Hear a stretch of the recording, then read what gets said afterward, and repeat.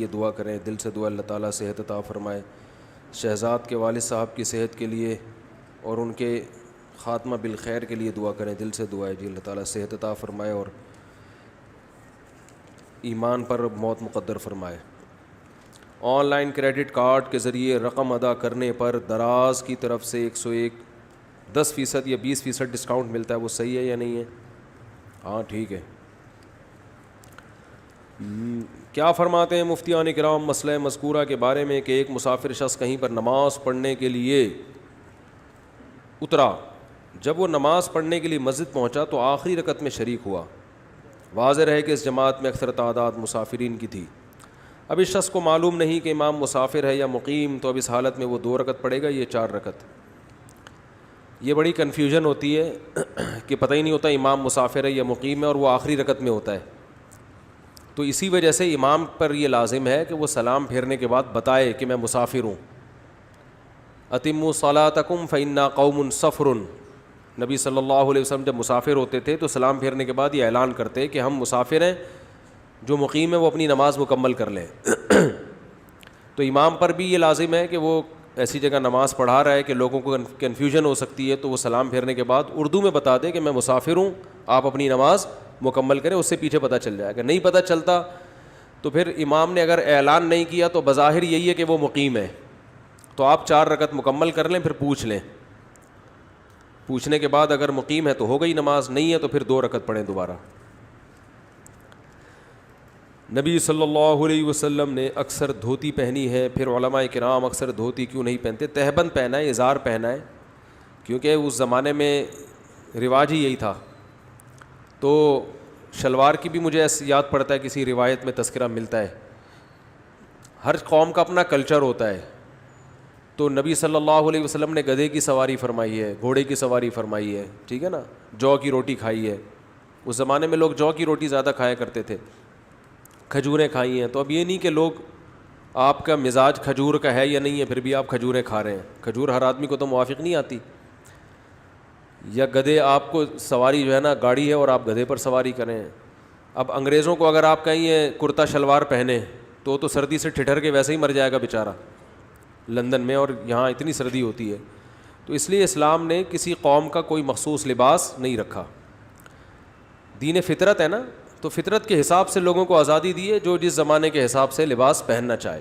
ہاں اس میں یہ ہے کہ کسی قوم کا شعار نہ ہو، اور عورت کا لباس پراپر ہو، مرد کا لباس عورتوں جیسا نہ ہو، عورتوں کا مردوں جیسا نہ ہو. مرد کے لیے ازار یا شلوار ٹخنوں سے نیچے نہ ہو، اوپر ہو. یہ چند پابندیاں لگائی ہیں، اس کے علاوہ اسلام نے آزاد رکھا ہے. لبرلز کہتے ہیں کہ ہمارے معاشرے میں عورت میں کوئی برائی ہو تو زیادہ بری سمجھی جاتی ہے. مثلا اگر کوئی مرد سگریٹ پیتا ہے تو بری عادت کہتے ہیں، لیکن اگر کوئی عورت پیے تو بری عورت سمجھی جاتی ہے. دیکھو لبرل لوگوں کو تو خواتین کے حقوق کے نام پہ چورن بیچنے کا بہت شوق ہے. ان کے ہاں جتنے خواتین کے حقوق پامال ہوتے ہیں نا، اتنے مذہبی لوگوں کے ہاں نہیں ہوتے. یہ تو دماغ میں رکھو آپ. سب سے پہلی بات یہ ہے کہ ان کی شادیاں اتنی لیٹ ہوتی ہیں. تو اب یہ جب 40 سال میں شادی کرے گا تو یہ اس سے عورت کا حق پامال ہو رہا ہے نہیں ہو رہا؟ جس عورت سے شادی ہونی تھی وہ بغیر وہ شوہر لیس زندگی گزارتی ہے 40 سال تک، وہ بوائے فرینڈ کے ساتھ گزارا کرتی ہے. تو مذہبی لوگ جلدی نکاح کرتے ہیں، جب نکاح کرتے ہیں تو اس لڑکی کو جلدی گھر بسا دیتے ہیں. اس بوائے فرینڈ کی نحوست سے نکال کے اس کو شوہر والی نعمت عطا کرتے ہیں، اس کی اولاد ہوتی ہے، خاندان بستا ہے. تو آج جتنے بھی نعرے لگ رہے ہیں نا عورت کے حقوق کے نام پہ، یہ لیبل بہت اچھے ہیں، ان کے پیچھے عورت کا استحصال ہو رہا ہے. تو یہ جو انہوں نے سوال کیا ہے، کہاں چلا گیا؟ سوال ہی غائب ہو گیا. ابے تم سوال لے کے بیٹھ گئے یار. ہاں کہ خواتین سگریٹ پیتی ہیں تو زیادہ برا سمجھا جاتا ہے، مرد پیتا ہے. دیکھو پہلی بات تو یہ جو لبرلز لوگوں کا ایک پروپیگنڈا ہے، یا مذہب مخالف لوگوں کا جو ایک پروپیگنڈا ہے کہ مرد اور عورت دونوں کو ایک نظر سے دیکھتے ہیں، یہ نظر ہی غلط ہے. دونوں میں جب اللہ نے فرق رکھا ہے تو اس فرق کو ختم کر دینا یہ پاگل پنا ہے، حماقت ہے. دونوں کی جو اللہ تعالیٰ نے جو سوچ بنائی ہے، باڈی بنائی ہے، دونوں کا جو مزاج بنایا ہے، اس میں زمین آسمان کا فرق ہے. تو لہذا دونوں کے احکام بھی ایک دوسرے سے جدا ہیں، الگ ہیں. ایک صاحب مجھے کہنے لگے جب شوہر مر جاتا ہے تو بیوی عدت گزارتی ہے اسلام میں, بیوی مر جائے تو شوہر پہ عدت کیوں نہیں ہے؟ تو یہ تو اسلام نے بڑا فرق کر دیا, اس کے لیے حکام الگ, اس کے لیے الگ. میں نے کہا یار یہ میٹرنیٹی ہوم خواتین کے لیے ہوتے ہیں, مردوں کے لیے کیوں نہیں ہوتے؟ یہ گورنمنٹ نے بڑا فرق کیا ہوا ہے نا, کہ مردوں کے لیے ہسپتال الگ ٹائپ کے, خواتین کے لیے. بولو بھائی, وہ میٹرنیٹی ہوم عورتوں کے لیے بن رہے ہیں. وہ ایک سیاسی لیڈر تقریر کر رہے تھے نا کہ آپ مجھے ووٹ دیں, میں اسکول بناؤں گا لڑکوں کے الگ, لڑکیوں کا الگ. اب جوش میں سیاسی لوگ تو اکثر آپ کو پتہ ہے کہ پھینک رہے ہوتے ہیں, ان کو پتہ تو ہوتا نہیں ہے کہ آگے کرنا بھی ہے کہ نہیں کرنا کچھ. تو انہوں نے کہا ابھی تو ووٹ لینے ہیں, پھینکتے رہو پھینکتے رہو, میں یہ کروں گا, گرلس کے کالج الگ بناؤں گا, بوائز کا الگ. تو کسی نے کہا کہ سر ہمارے یہاں میٹرنیٹی ہوم نہیں ہے. انہوں نے کہا آپ ووٹ تو دیں مجھے, 2 بناؤں گا, لڑکیوں کے لیے الگ, مردوں کے لیے الگ. تو جو اس کے قائل ہے نا برابری کے, ان سے کہو کہ یہ کیا مسئلہ ہے کہ عورت بچے کو فیڈ کیوں کراتی ہے, آدمی کیوں نہیں کراتا؟ عورت بچہ کیوں جنتی ہے, آدمی کیوں نہیں جنتا؟ تو اس لیے عورت پہ عدت ہے, مرد پہ عدت نہیں ہے. نسب خراب ہونے کا خطرہ عورت سے ہوتا ہے, مرد سے تھوڑی ہوتا ہے. تو اس لیے اللہ نے دونوں کے حکام میں کیا رکھا ہے؟ فرق رکھا ہے. اب کچھ اخلاقی برائیاں ایسی ہیں جو مردوں میں ہوں تو زیادہ بری سمجھی جاتی ہیں, عورت میں ہوں تو کم بری سمجھی جاتی ہیں. اور کچھ اخلاقی برائیاں ایسی ہیں جو عورت میں ہوں تو زیادہ بری سمجھی جاتی ہیں, مرد میں ہو تو کم بری سمجھی جاتی ہے. چیخنا چلانا یہ مردوں پہ بھی برا ہے, عورتوں پہ بھی, لیکن عورت پہ یہ زیادہ برا لگتا ہے کیونکہ اس کی طبیعت میں اللہ نے مرد سے زیادہ حیا رکھی ہے. وہ بے حیائی کا کام کرے گی نا تو اپنی نیچر سے زیادہ بغاوت کر رہی ہے. وہ مرد اگر بے حیائی کرتا ہے تو وہ اپنی نیچر سے زیادہ بغاوت نہیں کر رہا, اس کی طبیعت میں اتنی حیا نہیں ہے. عورت تو نام ہی حیا کا ہے. بزدلی اخلاقی برائی ہے نا, بزدل ہونا. مرد اگر بزدل ہو تو بھی برا, عورت بزدل ہو بولو تو بھی بری ہے. لیکن مرد پہ بزدلی زیادہ بری لگتی ہے. اب اگر کوئی مرد بزدل ہے, چھپکلی سے ڈرتا ہے, عورت بھی چھپکلی سے ڈرتی ہے, ہم کہیں گے یار یہ چھپکلی کیا بگاڑے گی آپ کا, کیوں ڈر رہے ہو؟ لیکن مرد اگر ڈرے گا تو یہ زیادہ برا سمجھا جائے, یار تم آدمی ہو کے چھپکلی سے ڈرتے ہو, تمہیں شرم نہیں آتی. اور عورت اگر ڈر رہی ہے تو تھوڑا بہت سمجھا دے گا, بھائی بیگم میں تم سے ڈرتا ہوں, تمہیں اللہ نے ایسی صلاحیتیں دی ہیں اور تم چھپکلی سے ڈر رہی ہو. کسی نے کہا دنیا گول ہے, ٹھیک ہے نا. تو بڑا اچھا کسی نے ایک میسج بھیجا تھا کہ پتہ نہیں پوری کہانی لکھ کے بھیجی کہ فلاں اس سے ڈرتا ہے, وہ اس سے ڈرتا ہے, وہ اس سے ڈرتا ہے, پھر آپ سب اپنے باس سے ڈرتے ہیں, پھر باس اپنی بیوی سے ڈرتا ہے, اور بیوی چوہے سے ڈرتی ہے, اور چوہا آپ سے ڈرتا ہے. تو اس سے پتہ چلتا ہے دنیا کیا ہے, گول ہے. ٹھیک ہے, سب ایک دوسرے سے ڈر رہے ہیں. تو بزدلی یہ بری چیز ہے, یہ مرد پہ زیادہ بری, عورت پہ کم درجے کی بری ہے. یہ کم درجے کی بری, اس کو اتنا تانا نہیں دیا جائے. چیخنا چلانا بری عادت ہے, مرد پہ زیادہ برا لیکن عورت پہ اور زیادہ برا لگتا ہے. تو اسی طرح یاد رکھو یہ جو بے حیائی کے کام ہے نا, بے حیائی والے کام, بدکاری ہے, زنا ہے, یہ دونوں کے لیے برا ہے. اس لیے سزا اللہ نے سیم رکھی ہے. مرد اگر زنا کرتا ہے تو بھی 100 کوڑے لگتے ہیں, عورت زنا کرتی ہے تو بھی 100 کوڑے. مرد شادی شدہ زنا کرے گا تو رجم ہے, عورت کو بھی رجم ہے. لیکن جہاں زنا کی سزا کی بات آئی ہے نا تو اللہ نے عورت کا ذکر پہلے کیا کہ اس کو سزا دو, مرد کا دوسرے نمبر پہ کیا ہے. قرآن میں ہمیشہ مرد اور عورت کا جہاں بھی تذکرہ آئے گا مرد پہلے ہوگا, عورت کا تذکرہ اللہ اس کے بعد کرتے ہیں. لیکن چند مقامات پہ اللہ نے عورت کا تذکرہ پہلے کیا, مرد کا بعد میں. جیسے زنا کی جہاں بات آئی ہے, الزانیۃ والزانی, زنا کرنے والی عورت اور مرد دونوں کو کوڑے مارو, تو پہلے ذکر اس لیے کیا ہے کہ عورت کے لیے زنا کرنا زیادہ برا ہے, کیونکہ عورت میں حیا بھی ہوتی ہے جو اس کو برائی زنا سے روکتی ہے. نمبر 2, اس میں یہ شہوت زیادہ نہیں ہوتی, یہ مرد میں زیادہ ہوتی ہے. اس لیے اگر وہ زنا کرے گی نا تو وہ اپنی نیچر کی بغاوت اس نے بہت زیادہ کی ہے. اس نے اپنی حیا کا بھی خیال نہیں کیا, حیا بھی اس کو روک رہی تھی, اور اس میں وہ ڈیزائرز بھی نہیں ہوتی اتنی شدت کے ساتھ جتنی مرد میں ہوتی ہیں. تو اس درجے کی ڈیزائرز بھی نہیں تھی جو مرد میں ہوتی ہیں, اور حیا بھی تھی. اس کے باوجود اس نے زنا کیا تو اللہ نے کیا فرمایا, اس کو پہلے کوڑے لگاؤ. اب لوگ اس پہ بھی اعتراض کرتے ہیں کہ یہ مفتی صاحب گراؤنڈ ریئلٹی کے خلاف بات کر رہے ہیں. ہم گراؤنڈ ریئلٹی کے مطابق بات کر رہے ہیں. آپ دیکھو کوئی عورت کسی کو زنا کی دعوت دے اور مرد بھاگ جائے یہ مرد کا بڑا کمال سمجھا جاتا ہے کہ یار بڑا نیک آدمی, عورت نے دعوت دی اور کوئی رکاوٹ نہیں تھی مگر اس نے اپنے آپ کو بچایا. لیکن مرد اگر عورت کو دعوت دے اور وہ بھاگ جائے تو یہ عورت کا کوئی بڑا کمال نہیں سمجھا جاتا. زیادہ تر عورتیں اپنے آپ کو اس برائی سے بچاتی ہیں, ان میں وہ ڈیزائرز نہیں ہوتی جو مردوں میں رکھی ہیں. یوسف علیہ السلام کو کنڈی لگا کے دروازہ بند کر کے عزیز مصر کی بیوی نے برائی کی دعوت دی, حضرت یوسف بچ گئے. اللہ نے کیسا تذکرہ کیا یوسف علیہ السلام کا, کیسا. نبی صلی اللہ علیہ وسلم نے فرمایا 7 آدمیوں کو اللہ قیامت میں اپنے عرش میں جگہ دے گا, ان میں ایک وہ شخص بھی ہے, نوجوان بھی, جسے خوبصورت عورت زنا کی دعوت دے اور وہ بچ جائے. تو یہ فضیلت عورت کے لیے کیوں نہیں ہے؟ اس لیے کہ اس میں یہ ڈیزائرز نہیں ہوتی. تو دونوں کو ایک ہی لاٹھی سے جو بھی پاگل ہانکے گا وہ اپنا علاج کرائے. تو اسی طرح یہ جو نشے والی چیزیں ہیں ان کا بھی تعلق کس سے ہے؟ مرد لونڈے لپاڑوں میں بیٹھتے ہیں, باہر نشئی لوگوں میں بیٹھتے ہیں, خواتین عموماً گھر میں رہتی ہیں. ان کو بگڑنے کا موقع اتنا نہیں ملتا جتنا موقع کن کو ملتا ہے؟ آدمیوں کو. تو اس لیے اگر آدمی سگریٹ پی رہا ہے یہ بھی برا ہے, عورت کا سگریٹ پینا اور زیادہ برا ہے. کہ آپ میں تو حیا ہے, آپ کو تو جو ہے نا حیا بھی تو ان چیزوں سے روکتی ہے نا. بھائی سگریٹ آوارہ گرد قسم کے لوگوں کا کام ہے نا, لونڈے لپاڑے جو گھوم رہے ہوتے ہیں باہر, اس ٹائپ کے لوگ. تو عورت کی حیا اس کو ان چیزوں سے, سٹا لگانے سے, چرس پینے سے روکتی ہے. تبھی عورتوں میں ان برائیوں کا ریشو مردوں سے کم ہوتا ہے. یہ اس لیے تھوڑی ہوتا ہے کہ انہوں نے علماء کے بیانات سنے ہوئے ہیں, بیان تو مرد زیادہ سن رہے ہوتے ہیں پھر بھی زیادہ پی رہے ہیں. یہ نیچر روک رہی ہوتی ہے, یہ نیچر ان کو ان برائیوں سے روک رہی ہوتی ہے.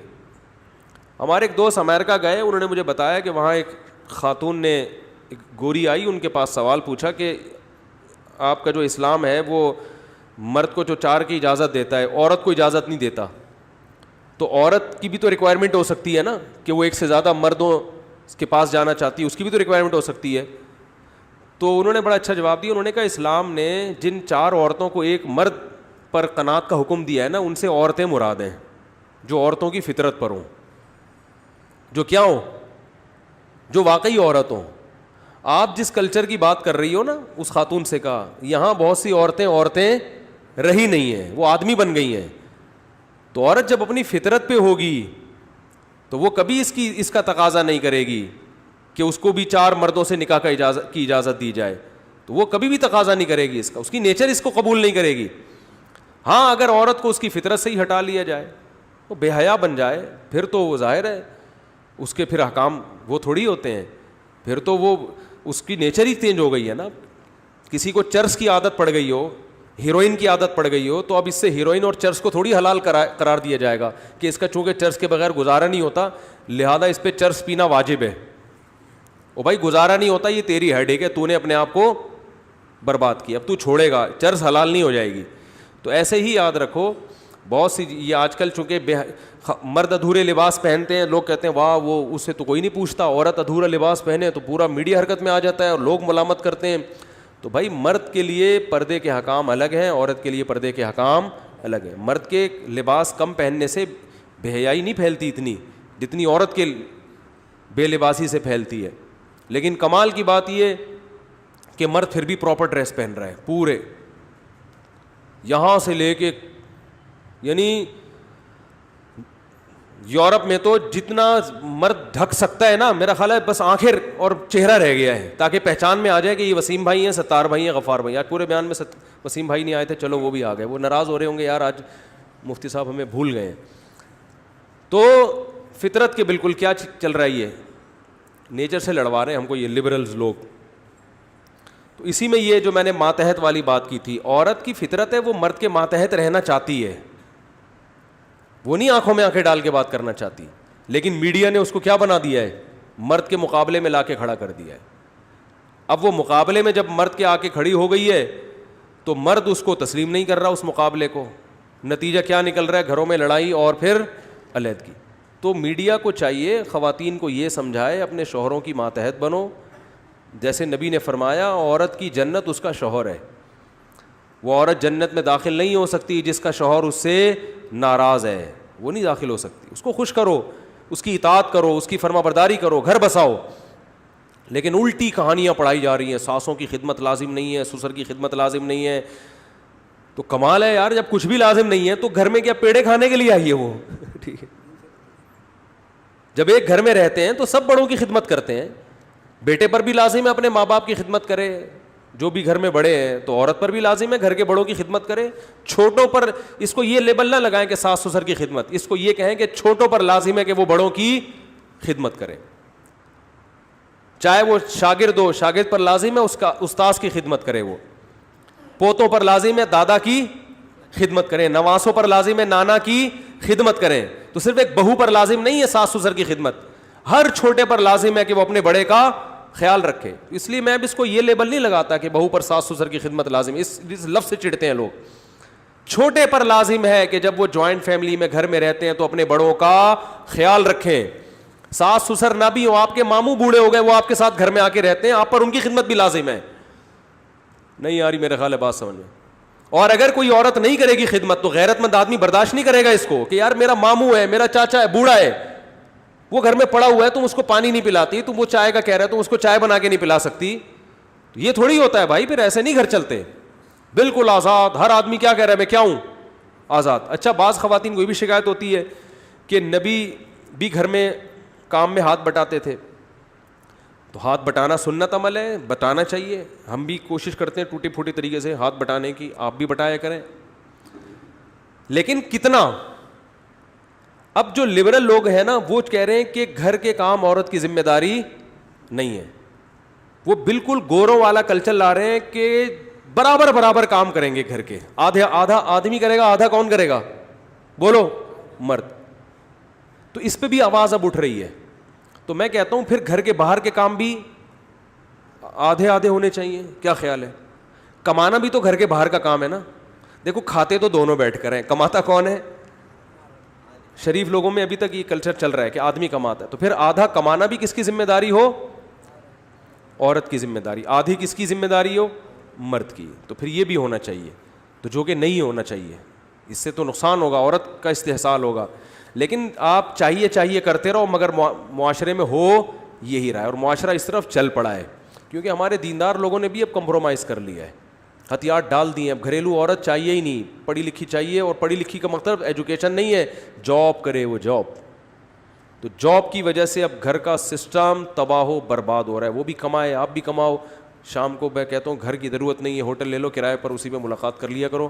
گھر تو بھائی گھر میں تو گھر والی ہوتی ہے. دیکھو عورت کا نام ہی گھر والی ہے. عورت کا نام کیا ہے عربی میں؟ اہل بیت. گھر, اہل بیت کا, بیت گھر کو کہتے ہیں, اہل کمانا والا, اہل بیت گھر والے.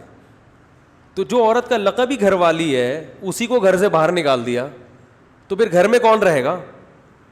تو یہ جی پاگلوں والی حرکتیں یار کھوپڑی میں آتی نہیں ہے. پتہ نہیں یہ سائنس کے نام پہ سارے کام ہو رہے ہیں, ٹھیک ہے نا, ایجوکیشن کے نام پہ یہ دھاندلیاں ہو رہی ہیں. فطرت, ایک بات یاد رکھو, کتنی سائنس ترقی کر لے نیچر کبھی تبدیل نہیں ہوگی.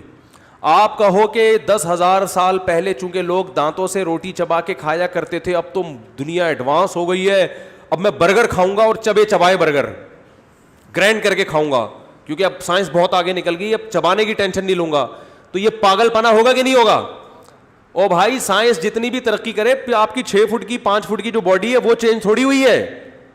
تو نہ مرد تبدیل ہوا, نہ عورت تبدیل ہوئی, نہ بچے پیدا ہونے کا پروسیس چینج ہوا, نہ آپس کا جو ریلیشن ہے اس میں کوئی وہ چینجنگ ہوئی ہے, اس کے اصول بھی وہی ہیں. تو کتنی بھی ترقی کر جائے سائنس, جو 10,000 سال پہلے کامیابی کے اصول تھے آج بھی وہی اور کل بھی وہی اصول رہیں گے. اس کو چینج کرنے کی کوشش ترقی کے نام پہ مت کرو. سمجھ نہیں آ رہی تو پھر جیسے چل رہے ہو چلتے رہو, اپنا خود ہی بیڑا غرق کرو گے. بہت شوق ہے یار, یہ ایسی بہو چاہیے, ڈاکٹر چاہیے, انجینئر چاہیے. بھائی تو نے کلینک کھلوانی ہے, کیا کرنا ہے اللہ کے بندے. ٹھیک ہے ایجوکیشن کی ایک ویلیو ہوتی ہے, لیکن آپ کو کیوں چاہیے؟ کیا مسئلہ کیا ہے تمہارے ساتھ؟ ٹیکا لگوانا ہے تم نے, پیراڈول کھانی ہے. بڑے بڑے ڈاکٹر پڑے ہوئے یار, پرپز ہی پتہ نہیں ہوتا کمبخت کو کسی کو کہ میں نے کرنا کیا ہے, اس کی وجہ سے پاگل ہوئے گھوم رہے ہیں. اور پھر ایک عورت سے جب آپ سب چیزیں چاہو گے تو پھر کچھ بھی نہیں ملے گا. ایک کام اس کے ذمے لگاؤ, بھائی تمہارا یہ گھر ہے, بس یہ اس کو جنت بنا دو, اور ساری ذمہ داری کس کی ہے؟ میری ہے. تو فائنینس کی ذمہ داری, معاشی ذمہ داری ساری میری ہے, اور گھر میں تمیز سے بیٹھ کے تم بس کھاؤ, ٹھیک ہے نا. پیزا چاہیے پیزا لے آؤں گا, برگر چاہیے انڈے والا چاہیے, زنگر برگر. آج کل اتنے پیسے ہوتے ہیں جو غریب آدمی ہے وہ پھر ان کی بیویوں کی ریکوائرمنٹ بھی پھر اسی حساب سے ہوتی ہے. لیکن نارملی لوگ تو یہ سب چیزیں کر سکتے ہیں. او بھائی تم نے گھر کو کیا بنانا ہے؟ جنت. کل ایک خاتون نے مجھے میسج بھیجا, کسی کو پتہ نہیں ہے کس کی بات چل رہی ہے, غیبت میں نہیں آتا, کہ میری بھابھی یہ فل ٹینشن بنی ہوئی ہے میرے لیے, اور بھابھی الگ گھر کا مطالبہ کر رہی ہے, اور بھابھی یہ کر رہی ہے, اور بھابھی یوں کر رہی ہے, اور بھابھی یہ کر رہی ہے, اور بھابھی وہ کر رہی ہے. تو میں نے کہا آپ گھر میں ہو کیوں؟ کہ نہیں میں ڈاکٹر بن رہی ہوں, میں بھی شادی نہیں کر سکتی. تو میں نے کہا یہ آپ کی ٹینشن ہے, آپ کی بھابھی کی ٹینشن نہیں ہے. جب بھابھی گھر میں آئے گی, نندوں کے ساتھ اس کا گزارا نہیں ہوگا. آپ شادی کر کے پتلی گلی سے نکلو یہاں سے, اس کے گھر چھوڑو. بھابھی اور اس کے آپ کے بھائی کا ہیڈ ایک ہے, وہ الگ رہنا ہے, ساتھ رہنا ہے, ساتھ سے لڑنا ہے کہ نہیں لڑنا, کیا پکانا ہے, یہ آپ کا ہیڈ ایک نہیں ہے. نیچرل لائف تھوڑی ہے. بلوغت کے بعد آپ کے باپ کا گھر آپ کا نہیں ہے, آپ کا گھر اپنے میاں کا ہے. وہاں جاؤ اور وہاں سے نندوں کو نکالو. حقیقت ہے. عورت کا گھر تو اس کے میاں کا ہوتا ہے نا. ابے اماں ہوا کس کے ساتھ رہتی تھی؟ آدم علیہ السلام کے ساتھ رہتی تھی نا. رخصتی آدمی کی تھوڑی ہوتی ہے, عورتوں کی ہوتی ہے رخصتی. تو عورت کی رخصتی ہوتی ہے کہ بھئی یہ اب تمہارا گھر کون سا ہے؟ تمہارے میاں کا. یہاں تمہاری اولاد ہوگی, یہاں تمہارا گھر بسے گا, قیامت تک اب یہیں رہو گی. جنازہ یہاں سے اٹھے گا تمہارا. پہلے تو اس کا بھی خیال کرتے تھے کہ عورت کا انتقال باپ کے گھر میں ہو جائے نا, تو پرانے لوگ اس کا خیال کر جنازہ شوہر کے گھر لے کے جاتے تھے, وہاں سے اٹھے. اس کو فضیلت سمجھتے تھے کہ بھئی وفادار عورت ہے, جنازہ کہاں سے اٹھ رہا ہے؟ اپنے میاں کے گھر سے. اتنا خیال کرتے تھے. اب تو کلچر نے بیڑا ہی غرق کر دیا. جہاں سے مرضی جنازہ اٹھے, کوئی مسئلہ نہیں ہے. عدالت میں خلا کا کیس چل رہا تھا, جنازہ اٹھ رہا ہے, تو یہ ہو رہا ہے. تو میں نے اس خاتون کو مشورہ دیا, میں نے کہا آپ اس ٹینشن میں, بھابھی اور بھائی کی جو لڑائی کی ٹینشن آپ کے ذمے نہیں ہے, کیونکہ وہ ٹینشن, پھر وہ بھابھیوں کی غیبتیں, بھابھی یہ کر رہی ہے, بھابھی یہ کر رہی ہے. چھوڑ دے بھابھی کو اپنے حال پہ, بھائی کے ساتھ.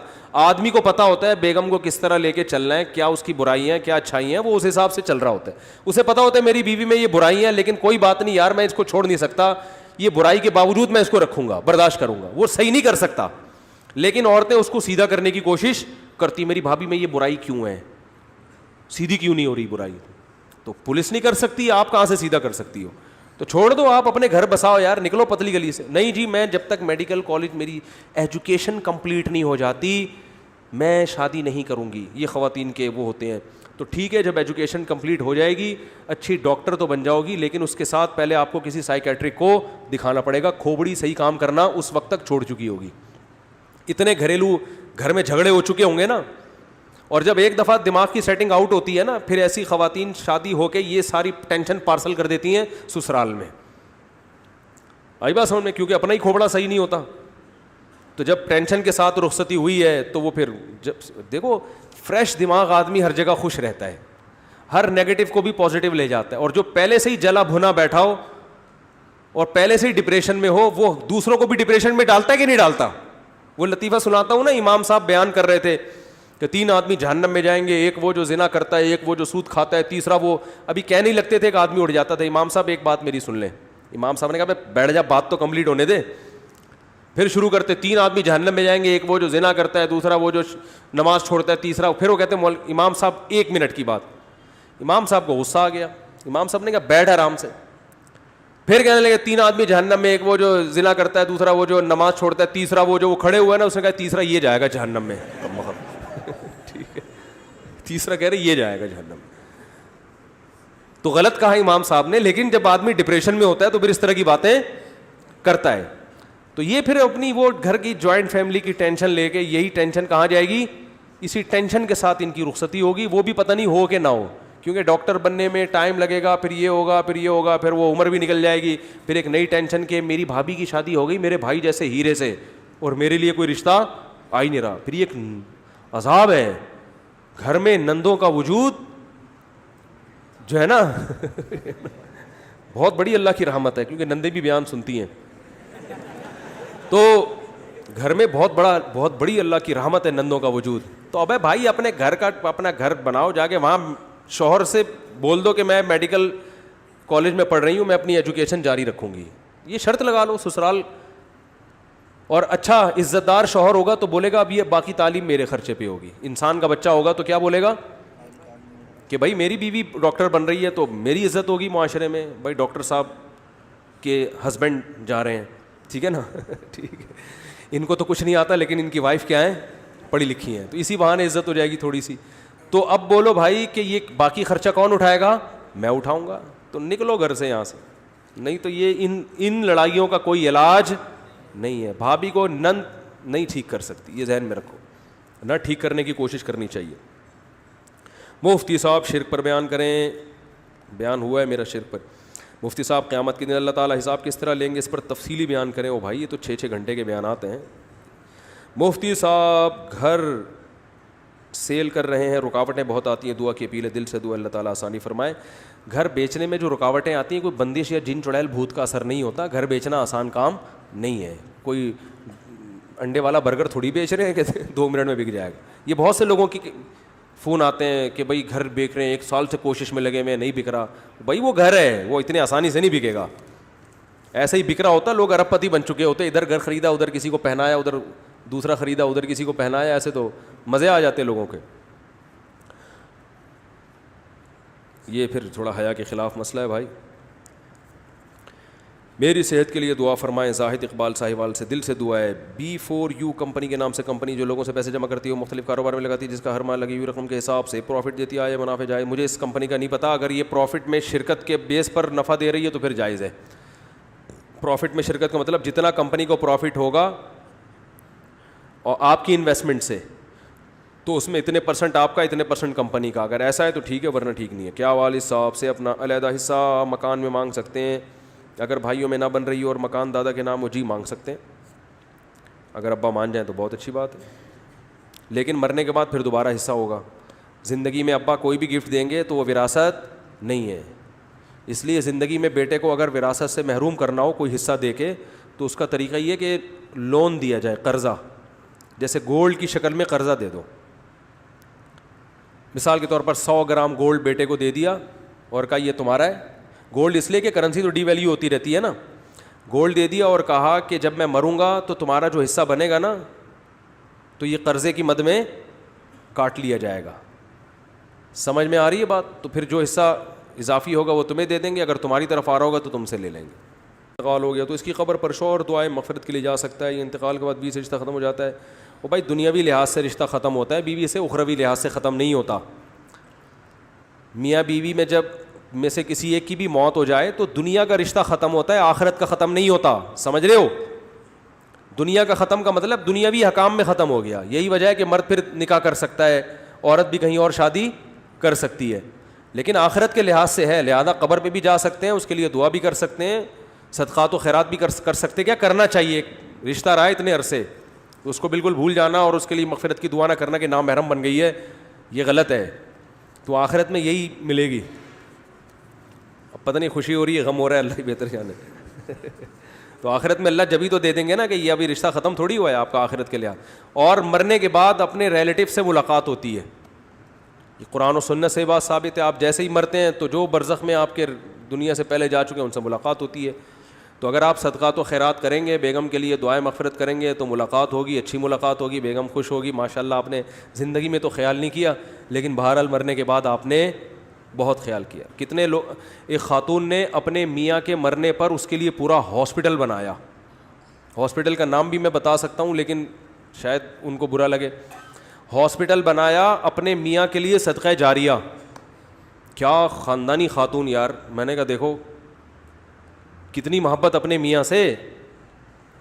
اتنا اچھا میاں کہ جو مر گیا ہے تو عورت کو اتنی محبت تھی, اپنے میاں کے لیے پورا ہاسپٹل بنا. بڑا زبردست چل رہا ہے وہ ہاسپٹل, پورا کا صدقہ جاریہ میرے میاں کے لیے.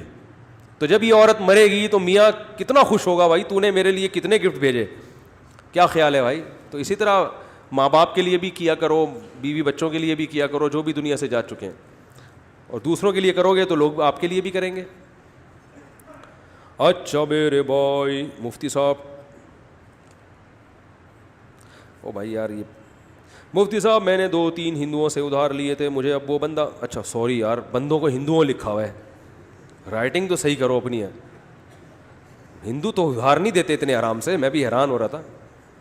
مفتی صاحب میں نے 2-3 بندوں سے ادھار لیے تھے, مجھے اب وہ بندہ نہیں مل رہا, میں کیا کروں؟ میں نے اس کا بہت انتظار کیا, وہ نہیں مل رہا, مجھے اس صورت میں کیا کرنا ہوگا؟ وہ پیسے رکھ لیں کہیں لاکر میں ڈال دیں, وہ اسی کے ہیں.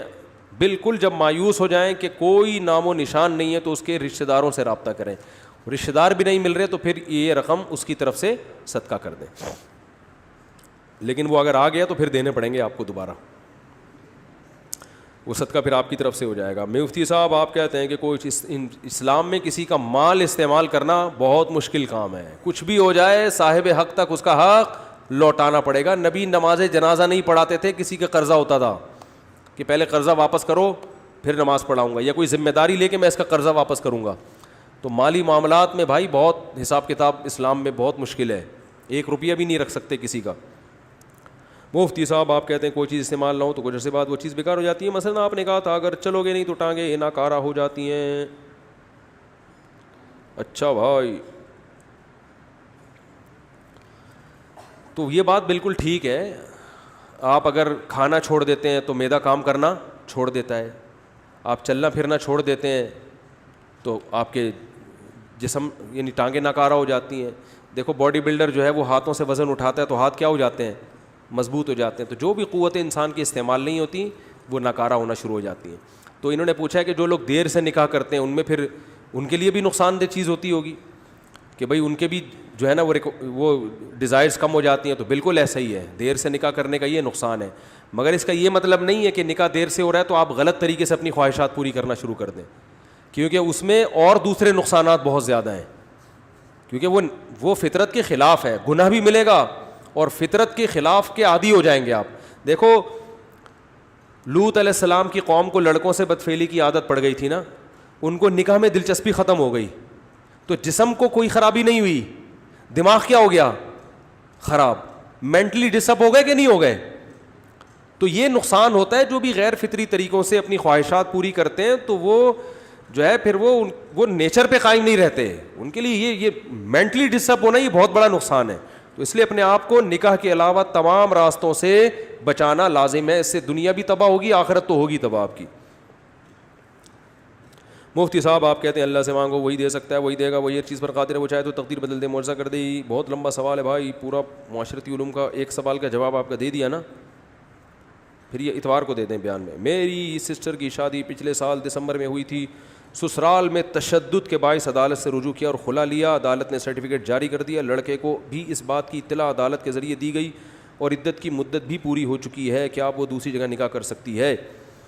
دیکھو یہ خلا کے ڈاکومنٹس کسی بڑے ادارے میں جمع کروائیں, بنوری ٹاؤن ہے, دارالعلوم کرنگی ہے یا جامعۃ الرشید, وہ پوری خلا کی وہ کارروائی پڑھیں گے, پھر پتہ لگے گا کہ اس میں ایک تو تشدد کس نوعیت کا ہے, اس میں یہ دیکھنا پڑے گا, کیونکہ آج کل خواتین کو ذرا سا غصے سے بات کرو تو مینٹلی ٹارچر کر رہا ہے مجھے, یہ اس پہ خلا کا کیس بنا دیتی ہیں. یہ کیا کر رہا ہے؟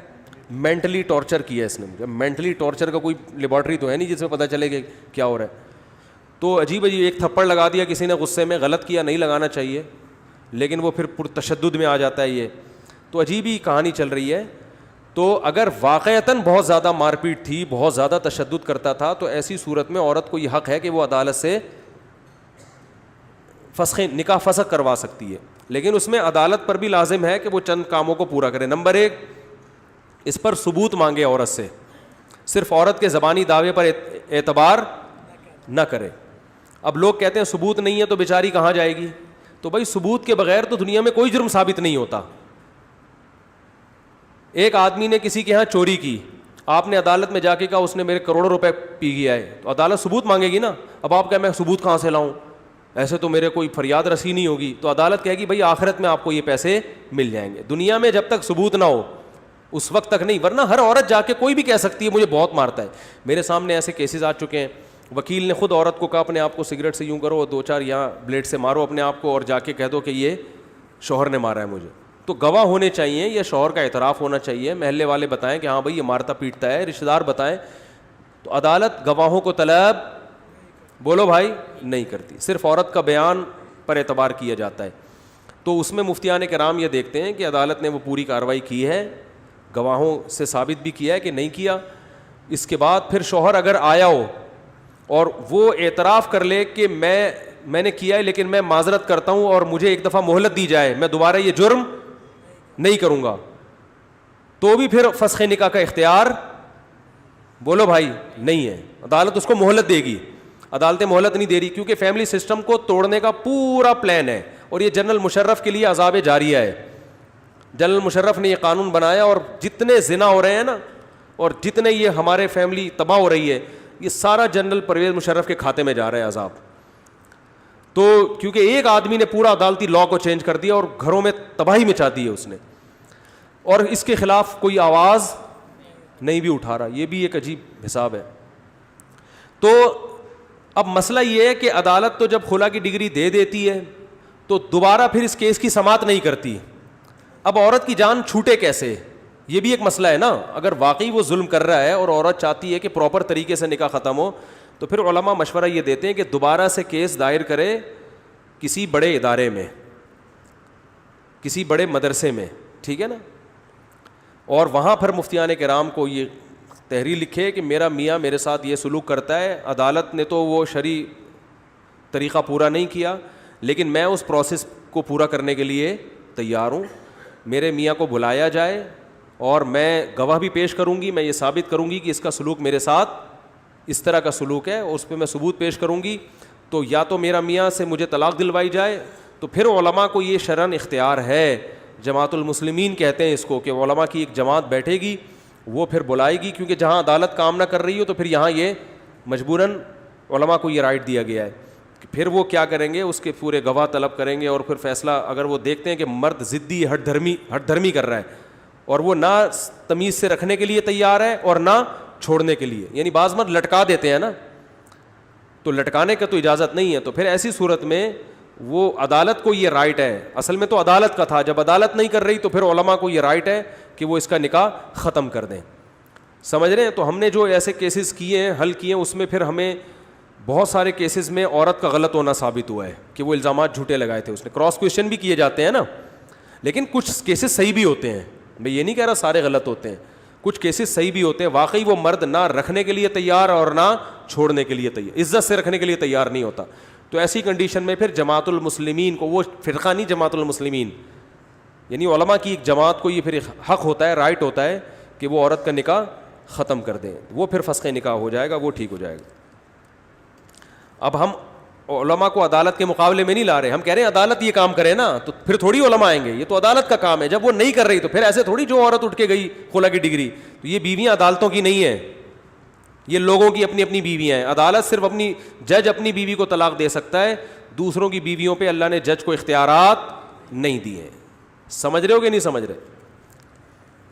مفتی صاحب آپ نکاح کی اسپیڈ, نکاح کو کیا لکھا ہوا ہے پتہ نہیں, کہ اسپیڈ سے, بہت اسپیڈ سے پڑھاتے ہیں, تھوڑا آہستہ ہو جائے تو.